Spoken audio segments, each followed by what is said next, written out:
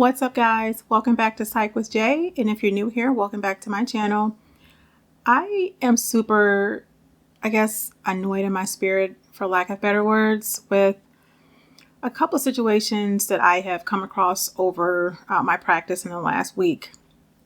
Now, many of you know that I still work as a floor nurse just because I haven't let it go yet.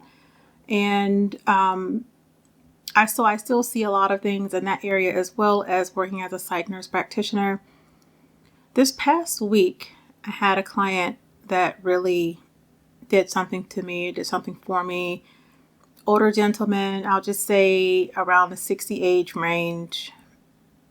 And also another client that I've seen at the bedside setting around the 25-year age range, right? So this is what I want to talk about. Black people, African Americans, people of color, your mental health is very important. I understand why some people refuse to go to the doctor's office. Some people refuse to talk about it, acknowledge it, that it's an issue for them. But let me tell you something. Mental health is just as important as your physical health. We go to the doctors to get our blood pressure checked on. We go to the doctors because we have a rash. We go to the doctors or the hospital because we're not feeling well. What is the difference with your mind, your brain, your thought process? What is making you feel like every single day? The anxiety, the depression. Why are we not overly concerned about our mental health as we should? I'm not sure what's going on here, but what I'm still gathering from not just reading books, but from everyday people that I am able to speak with is this.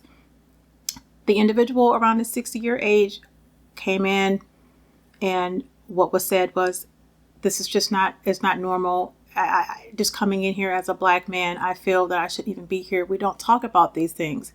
I was raised to not acknowledge mental health. It's not an issue. It shouldn't be an issue. It's a sign of weakness. I shouldn't be here, but I know that there's a problem. Well, that is a problem, because as a Black woman, I understand the concept of this is just something that we don't talk about. This is something that really doesn't exist. There's more other things more important that we should be concerned about. From the 25-year range individual, it was the comment that was the most bothersome. And it was, well, in my household, we were told we don't talk about certain things. Everything was swept under the rug. We don't talk about things with the outside world. What happens in this house stays in this house. Well, I'm here to tell you that those type of things is what causes suicide. Those type of situations and responses to individuals attempting to reach out is what causes generational trauma. We pass it down, right? We need to do better.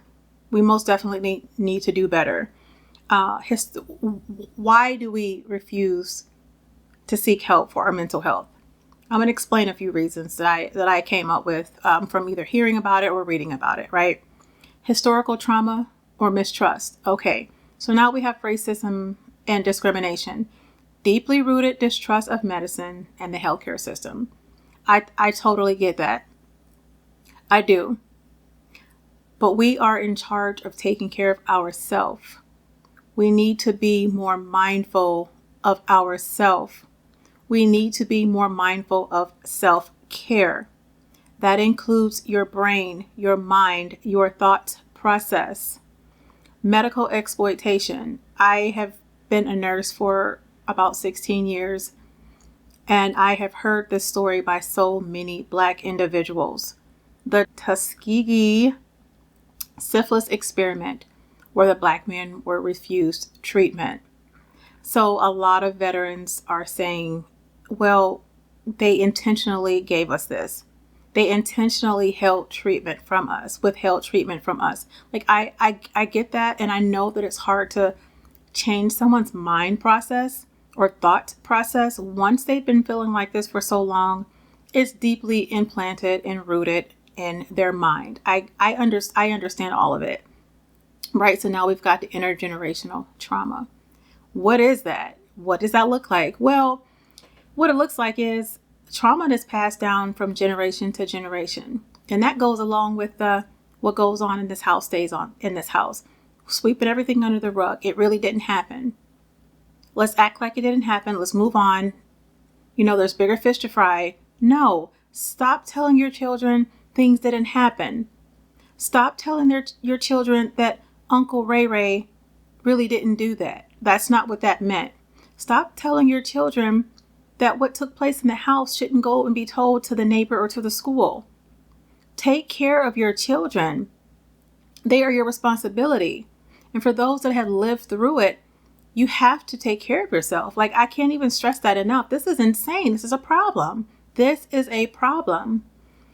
The stigma and culture aspect of it, I get that. Signs of weakness. I'm a man. I shouldn't be admitting that, I'm feeling depressed, or I shouldn't be admitting that I get a little emotional because of my childhood, or I shouldn't be admitting that, I'm going through something because it's a sign of weakness. It's shame and embarrassment, or religion. Let's talk about the shame and embarrassment. What are you ashamed of? You hurt like everyone else hurt. You get a scratch just like everyone else gets a scratch. You fall down the stairs, you get bruises like everyone else get bruises. So you can't be a little down today, down in the dumps. I haven't been feeling well. I've been feeling anxious. This makes me very anxious. My heart races when I go around this situation, or when I get in front of a group of people. That is all so normal to go through those things. And there's something we can do about it. But you have to reach out and seek the help. Don't be ashamed. Don't be embarrassed. The problem becomes when we don't take care of it, the things that we do because we didn't address the issue. You're sad, you're depressed, you're isolating yourself. You're isolating yourself from your family, your children, the people that love you, because they don't even know what's going on because you're afraid to tell them this is what's going on. You're embarrassed, but now you're lashing out. That's the embarrassing part, because you were too big and too bad and just too for everything that you didn't want to reach out to someone, but now you're lashing out at the wrong people that's trying to help you. We've got to do better, guys. The religion aspect of it, I can say I've lived through that one. Black people, down south people have a thing with, I don't receive that. The devil is a liar. Like, yeah, we all know the devil's a liar. No, we don't want to receive something because we're expecting God to perform miracles. We're expecting God to take care of it. We're expecting God to make us whole. I believe in miracles. I believe God is still in the healing business. I believe in all of that jazz, right? But in the meantime, in between time, we have to acknowledge when there's things going on. God is still in the healing business. He will take care of us. He will do all of those great things. But for me, I personally experienced it when I went to a pastor, like, hey, this is what's going on. Well, sister so-and-so, we don't receive that. We don't speak that. Life and death is in the power of the tongue. Yeah, it sure is. And I know that these thoughts that I'm having it's not good. I know that these thoughts that I'm having is not normal. I know that these thoughts that I'm having needs to be addressed. So to have me walk out of that office because we're not receiving that, and God is a healer, and life and death is in the power of the tongue, I get all that. But when you walk in one way and walk out the same way when you're seeking counsel, that is a problem. That is a huge problem. Don't take medication because it's a sign of weakness. If you start taking medication, you're acknowledging that you have a problem. Well, golly, I have a problem. And I need my support system. I need my community to be with me. I need my community to help me stand those days that I feel like I can't stand by myself. I need my community to just be there. There's nothing wrong with that. But Black people, we have to do better. We just have to do better. What are we doing here? We're raising children with to have the same belief systems that we have, and it's affecting our communities, right? Socioeconomic disparities. I get that. The money's not there. I don't know how I'm going to get to the doctor's appointment. I don't have transportation. Reach out to someone professional. We can figure it out. There are things available, places available, bus tickets available. There's help out there. If you don't reach out, how will you know? A lack of cultural competent providers. There are very few who understand cultural beliefs and values of our Black communities. We lack people that look like me, right? There's not a lot of Black providers in this area. I get that. Like, I was shocked when I had a client last week came in, but before I saw the individual, I saw the, like the intake sheet. They specifically requested a Black provider. I don't know if I've ever seen that before. I'm sure I've heard about people saying like, oh, I only want to go see a Black doctor because they look like me and they probably know more about me than the Caucasian counterpart or whoever else. Like, I get that. We probably do need more Black providers in the mental health area. Black providers in general. They're out there. Guys, we need you. If you're just watching this and not necessarily going through something, we need more Black providers. Our community is suffering. Our people is suffering, and we can greatly be of assistance to them. So I most definitely get that piece. So let me give a few facts, and I am going to read this. I wrote this down because I want to make sure I get this out there the way that it needs to be told and not based off of what my thoughts and opinions are. So in 2022, 3,826 deaths by suicide was done by Black people, 3 times more by males. Peaks noted during adolescence and young adulthood. So that is an area of concern. Children are experiencing trauma. They start growing up not knowing how to navigate through life, considering the trauma that they experience. They're expected to be good human beings. They're expected to make good life choices.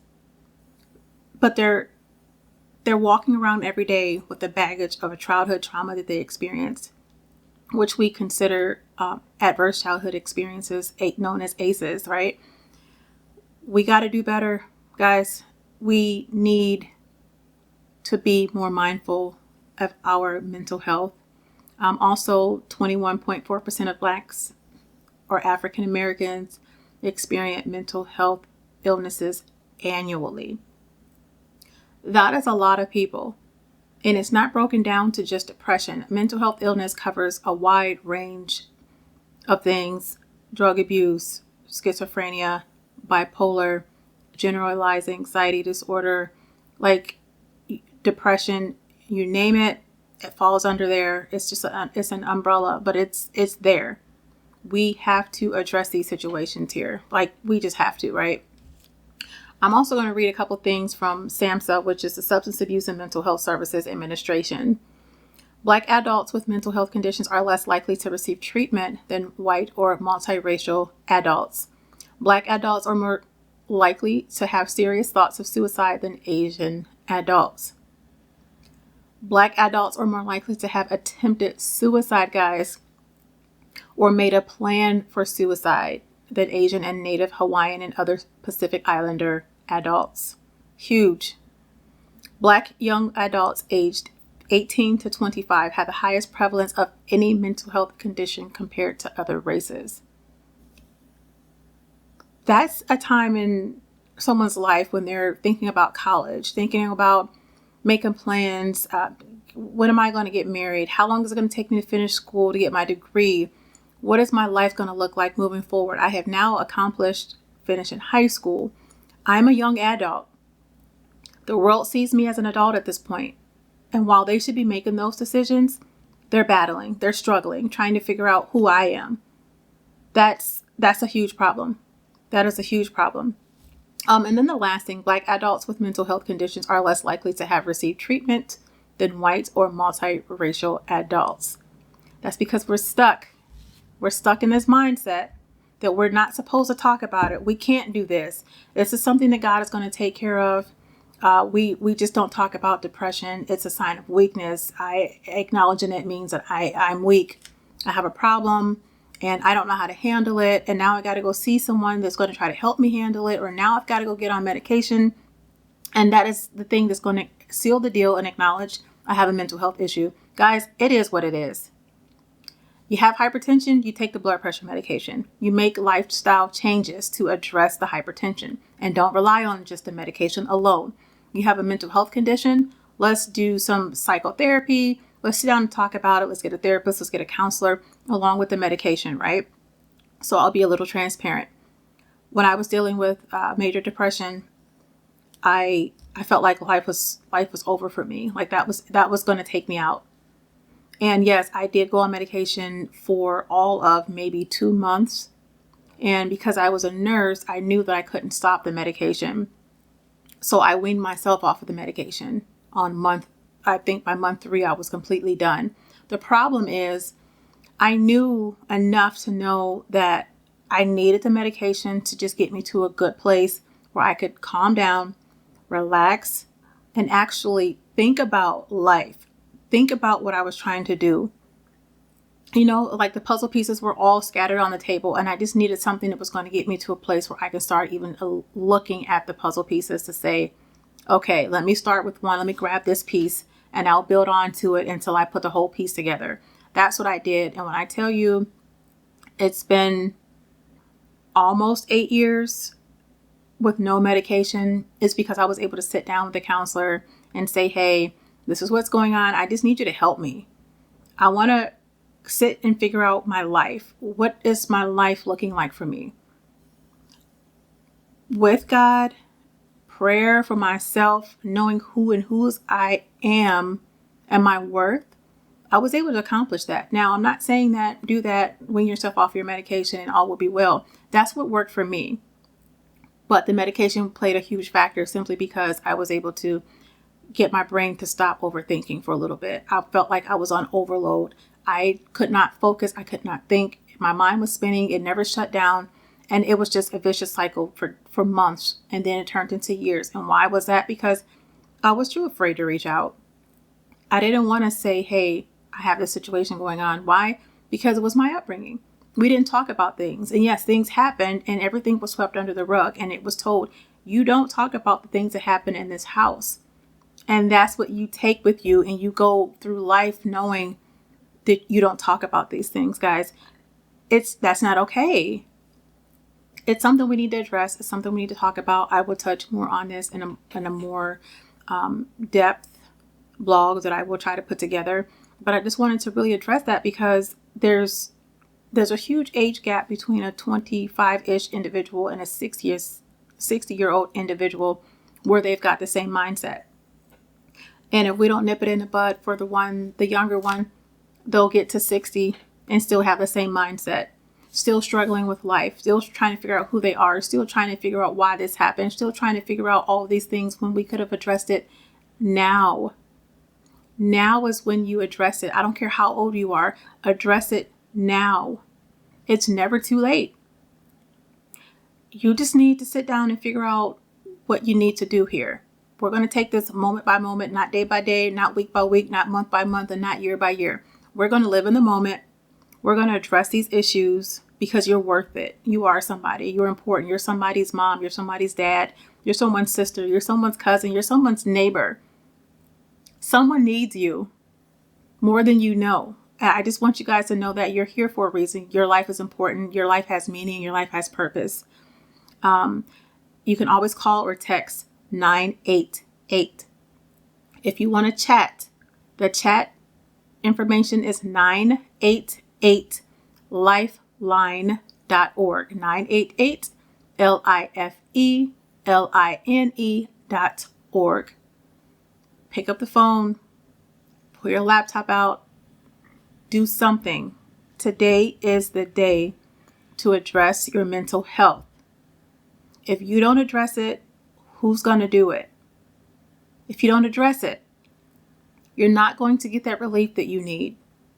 If you don't address it, you're not going to be able to live out your full potential. You have to make the first step. Put yourself first. You deserve it. If you don't do it, who will? All right, guys, I will catch you in the next video. Be well. Go get a checkup on your mental health and live and not just exist. You've got this.